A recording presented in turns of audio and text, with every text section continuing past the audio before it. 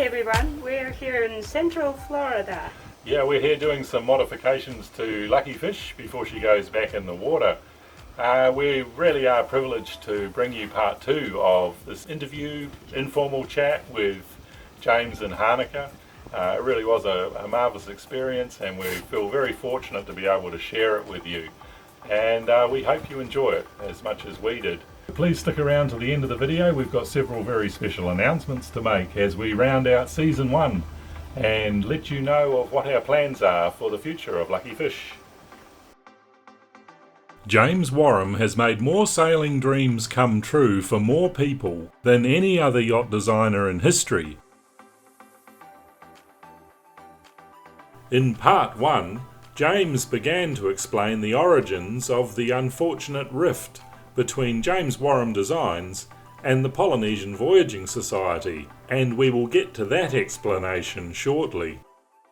If you get the woman in the partnership is equally efficient as the man in what she can achieve, then you've got 2 people working hard, the boat goes faster, and there's less likely to boredom to set in.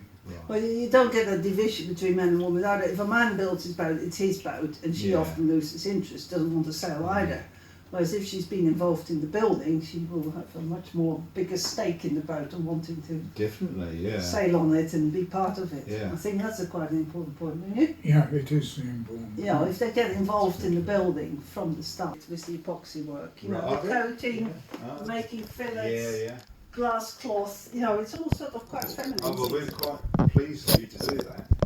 Making epoxy fillets, you see. That's one of the worst Mostly jobs. women are better at it. Yes. I quite love making Yeah. I think don't it's know how great many if you've got a This nice is going equal right to the heart relationship. of This is going right to the heart of one of the social sides of sailing, which is totally overlooked. Because a lot of women are not interested. Well, modern catamaran design is trying to address it by building a great coach house and having it all fit like an apartment with a dishwasher. I mean, that's one angle. Some women, some men go that way because they think that's the only thing their wife will ever accept. But on the other hand, if you could get younger couples interested and both of them building, then they're really into it in a practical way. And it strengthens up their relationship. Otherwise it destroys it, but it would have petered out anyway. But I think a lot of tiki builders, the small tiki builders, have built up relationships like that. And that's always been. I suppose when they do eventually divorce, they both take one hull each. Yeah, and then they can build an outrigger for them, can't they? Then they're both monohull sailors. So they can have an outrigger on each. The first of the Wharram's latest design, the Mana 24, was under construction during our visit. It had long been James's wish to design a pocket cruiser that could be easily dismantled and trailered, avoiding costly marina fees, available in a CNC cut kit for quick amateur construction. That's where the lugs come out. And you just drive a wedge in. Yes. And this is the joining up. You see this? It's like a jigsaw. Well, it's like a jigsaw. We're very lucky. The man who owns the machines is an enthusiast. A sailing enthusiast or He's a sailing enthusiast. Right, yes. The rush is in 3 weeks. It's got to be in France for the best Now, this is what I'm a bit concerned about. These are the 2 cross beams. They're hollow. Now, there is the strength in them, but long term. You're slightly worried about them. I'm slightly But worried, the Tiki 26 and that have had a form of box beams for years. No, this will have a pluggage end and vent holes. We'll have a pluggage. Oh, you've got the air through like here. it's shut normally, and we're going to put one little plug in the middle where it's easy accessible, so that if it's very hot, you can ease that off. This is a departure from the former laminated timber beam design, isn't it? Well, actually, you've got a laminated beam there. Right. Yes. Simple. So you've got 2 of them. So that's the top of it. And you've got the webs in to stop buckling. No, I put it at the top actually. But if you then take with wood, you've always got to think of the worst. possible sea now. And drain any moisture out if there is any. Yeah. Okay. Anyhow, It's all we'll test the down one bloody corner. thing It's down. amazing how much strength you get from something. That's the way. constructed like that. And this is West system that you're using? Oh, Or have you yeah. gone- it is all I've West, used is it? it West I sort of just pick epoxy it up. since Yes. From my 1980. brother. Yeah, I do like it too. It's This what is I've the built my top 9 boats with. But we saw Rory's boat, and for me that was quite an eye-opener, because the freshwater was so It's very small. It's ridiculous. When I stood on that deck, That's the I model had of the sail first around. one. That's one. Yes. That's it. Yeah. I believe it. Yeah. Only 1 foot only, so it's smaller than what's out in the workshop there. It's amazing. That model I behind you think- there is the boat that's sitting out in that shed outside. Oh, is it? Oh, right. Oh, okay. Yeah, yeah. That's They all seem to be a wee bit different to me. The whole shape seems to be the same, but actually, Well, above, actually on deck they all look a little different. It's like a painting. Mm. You have your directives of the painting, Yeah, yeah. some basic things, and you manipulate them. Now, the Yeah. sum total of manipulations Yeah. can make several things, and over the years, the manipulation of these shapes Yeah. become more refined. Yeah. Does that apply to the rigging as well, the Well, sails? we've gone in different directions. We've gone in Yeah. directions of slightly more luxury for some people, but we also gone in the other direction to the ethnic style. Yeah. We've gone sort of backwards or what some Yes, days yeah, like yeah. Yeah. really like to call it. And so that actually The more comes sort in of the more traditional- ethnic Yeah, sort of Yeah. styling. Because that's Yeah. all really lashed together and we've avoided any modern fittings and it's all Yeah. rope and planks. yeah. The Yeah. island of Vanuatu, in fact. Yeah. And now somebody else made this model, Ah. which was a sailing model actually. And that's why the little box on deck actually used to have its little motor in there. It's, I see, yes. it's control, radio control. See. But we've But got the whole shape out of the museum in New Zealand. Auckland. But in actual fact, on a the great voyage we story, had a box just the same on the deck because that's what we used for cooking. Oh, is it? Oh, okay. We couldn't cook in the hulls, it was way too hot and dangerous almost, and there's not much Yeah. space in there. That's So we had a goodness. box like that which had the cookers in it, and we opened it up. And See, I need something Well, this is with a from camera Rory, on I it. guess. Rory yeah. sent me this one. Oh, there's the Oh, two. there's your girls. They're the two. Yes, he did tell us actually. Yeah. And that's it too. I think that's all I've got. Oh no, Right. that's yours, isn't it? That's a very lovely That's, boat. that's our Yeah. tabletop It's not mountain. yours, is it, Stuart? It is, yeah.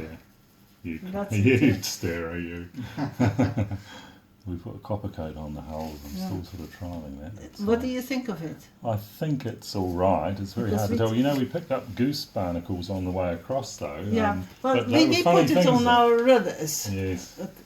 A copper coat on an Australian version of it anyway. Mhm. That we put on is 97.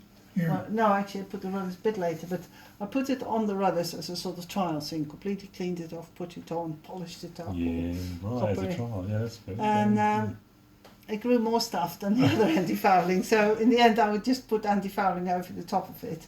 yeah. Still there underneath, but it still grew barnacles. You've got to wipe it down. That's You what I didn't? found. Yeah. You know, every couple of weeks I'd be over the Yeah. side and give it a wipe off. Probably Now rub your it down. self-steering is that. Yeah, Rory spent a bit of time just getting it all working Well, nice yeah, and you smoothly. need to know? you need to get the hang of it to Mm. tweak it. Yeah, But once it tweaks, That's sort of like a bumper sticker collective, yeah. Whee! Nice correction.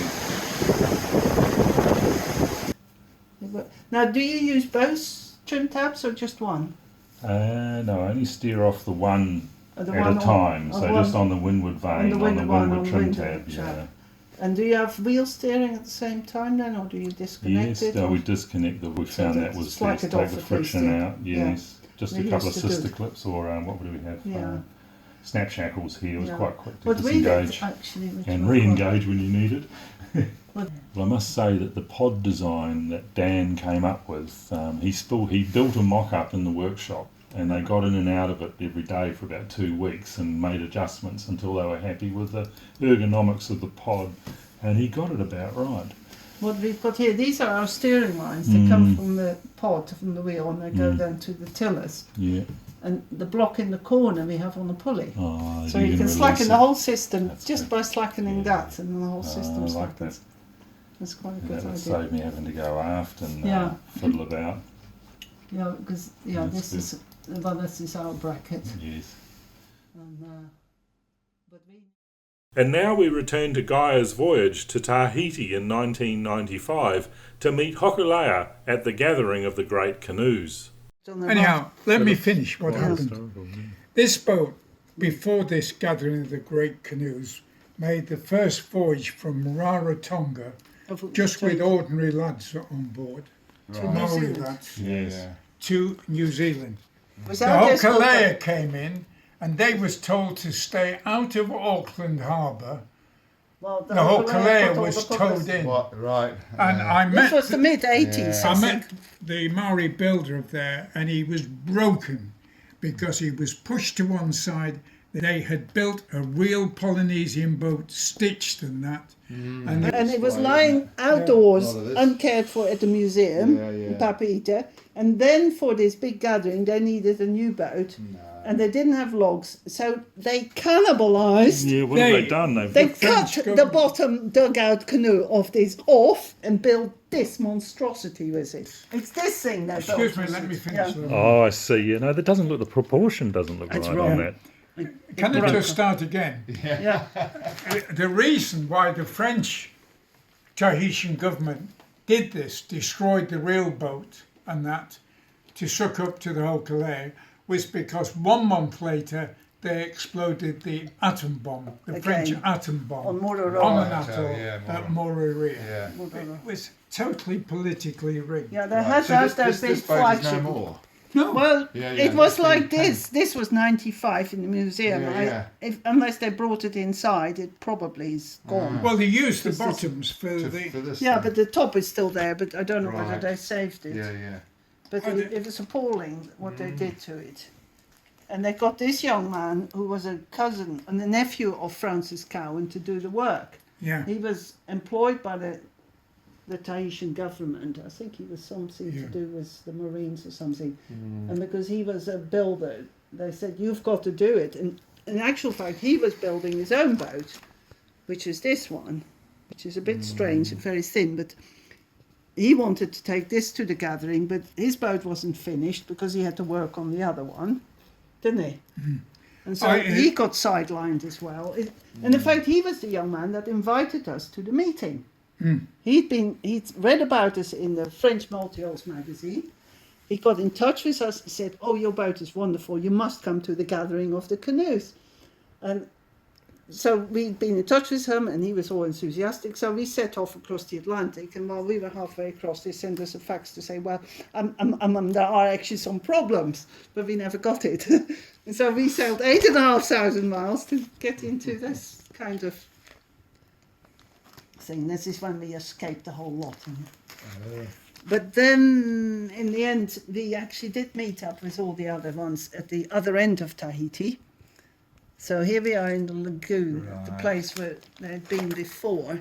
Now here is Hokulea. And So this is Hokulea's been sailing a long time. well, it was built in the 70s. Oh. I mean, we heard about Hokulea back in Antigua when we were there in 1974.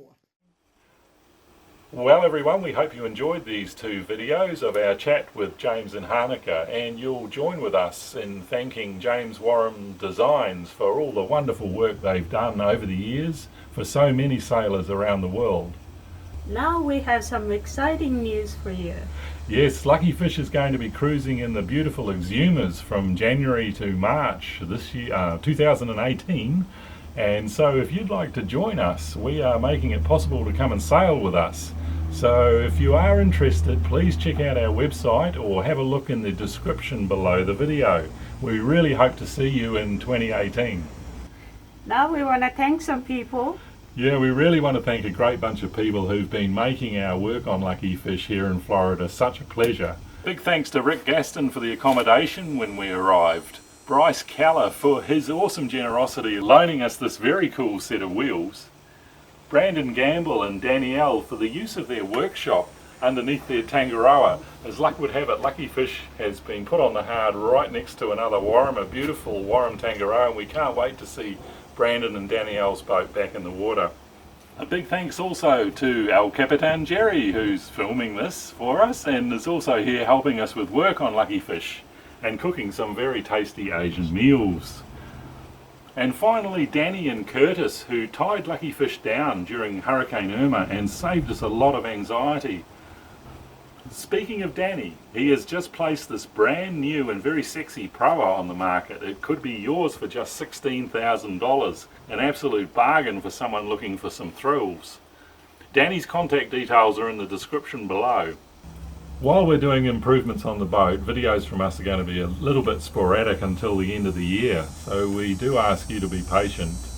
In the meantime, bye everyone.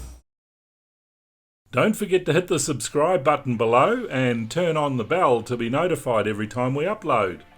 We hope you enjoyed this episode and would like to help us make more productions by becoming a patron for as little as $1 a video. You can find a link in the description below. Thank you for watching.